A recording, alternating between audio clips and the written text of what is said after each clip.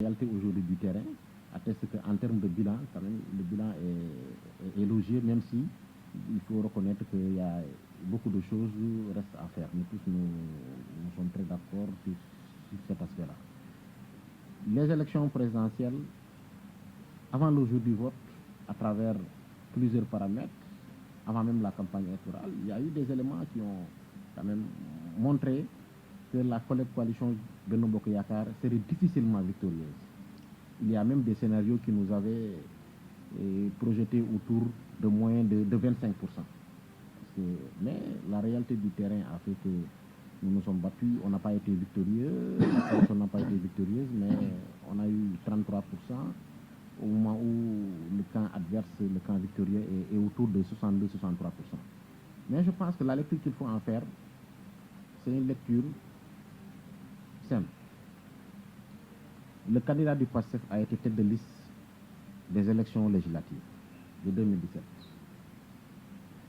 Au moment où la coalition Benno Bokk Yakaar de Bignona était autour de 44%, avec plus de 25 000 voix, sa coalition, lui, Ndaw Askan Wi, était à moins de 4 000 voix, avec 6%.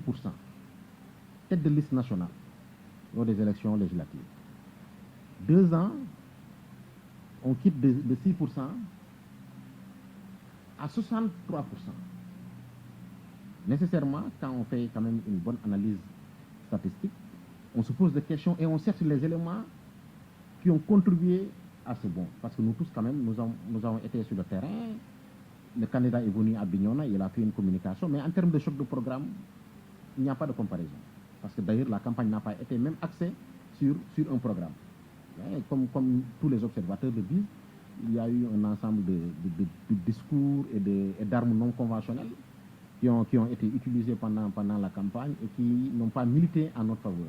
Et qui ont fait qu'aujourd'hui, bon, la région a été gagnée par le PASTEF. La mise en place de ces armes non conventionnelles et de ces discours n'a pas propagé à Kolda, n'a pas propagé à Sédhiou. Parce que quand on parle de la Casamance, il est fils de la Casamance, originaire de la région de Ziguinchor, mais la Casamance, ce n'est pas que Ziguinchor. La Casamance, c'est Ziguinchor, Kolda et Sédhiou. Aujourd'hui, le président de la République reste majoritaire en Casamance. Ousmane est à 37% au niveau de la Casamance, même s'il a gagné la région à autour de 62%. Donc aujourd'hui, le fait que la campagne électorale a été axée sur d'autres dimensions n'a pas facilité la victoire de notre coalition.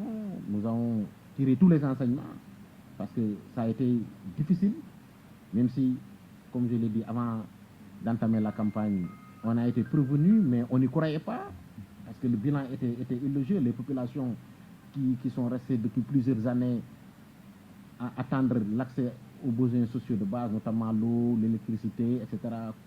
Les choses commençaient à être mises en place, les programmes de l'État commençaient à se déployer avec un bilan assez appréciable.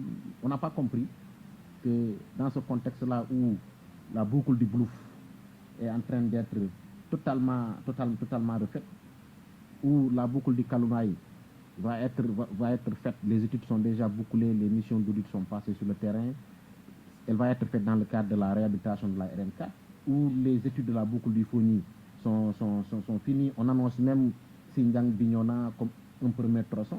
Donc, on ne comprend pas dans ce contexte-là, en plus de ça, les fiches de production, à côté d'un bilan assez élogieux, qu'un candidat qui n'est rien proposé en termes de projet et programme ait gagné le candidat détenteur d'un bilan.